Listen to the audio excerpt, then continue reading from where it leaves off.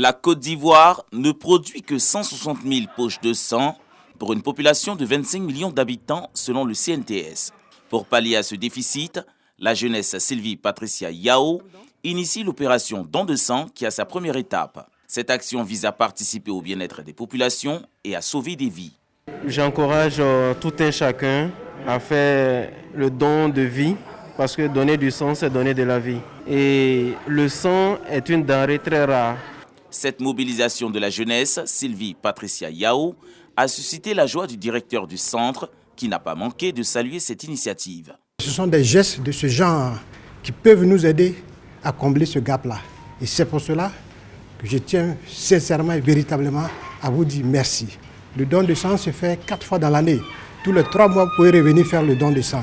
Et je compte vraiment sur vous pour qu'ensemble, dans un élan de solidarité, nous puissions lever ce défi-là, qui est l'autosuffisance en produits sanguins en Côte d'Ivoire. L'appel est donc lancé aux populations qui devront accomplir ce geste noble. Nous connaissons les difficultés qui sont celles de Monsieur le Directeur Général. Nous sommes tous les jours confrontés à des demandes d'intervention afin d'obtenir du sang pour les malades. Et il était de notre devoir de venir appuyer les donneurs de sang habituels. Nous souhaitons que tout le monde se mobilise, notamment les cadres, les élus, les leaders d'opinion qui peuvent faire venir tous les jeunes afin que cette opération-là se pérennise. Après le Centre national de transfusion sanguine d'Abidjan, l'opération s'étendra aux autres centres de l'intérieur du pays.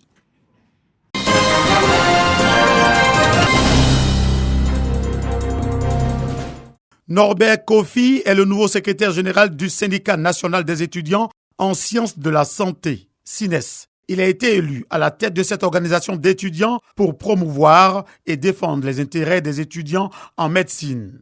Le nouveau secrétaire général national donne déjà les priorités de ses actions. Mais je tiens ici à rassurer que nous allons travailler dans une bonne collaboration, dans le souci d'améliorer le quotidien des étudiants. Voilà, dans un environnement paisible. Demander aussi aux autorités de nous faire confiance et de prêter une oreille attentive à nos revendications lorsque nous les posons. Une lueur d'espoir pour ces étudiants qui ont choisi le métier de la médecine et qui, à travers cette organisation, valorisent leur métier. Pour le secrétaire général national sortant, il faut poursuivre les grands chantiers déjà entamés par son équipe. Bon vent encore à lui et à toute son équipe et à tout le SINES. Certainement, nous serons encore là pour apporter notre appui, nos conseils. Tant qu'ils le voudront, tant qu'ils taperont à notre porte, nous sommes disposés. Chaque génération a donc sa mission. Et chaque secrétaire général également a sa mission. La mission, c'est comment faire pour que les défis de l'heure connaissent donc des dénouements heureux. Le SINES a été créé en 2000. Après plus de 22 ans d'existence, ce syndicat entend aller plus loin. Le secrétaire général national est élu pour 2 ans de mandat.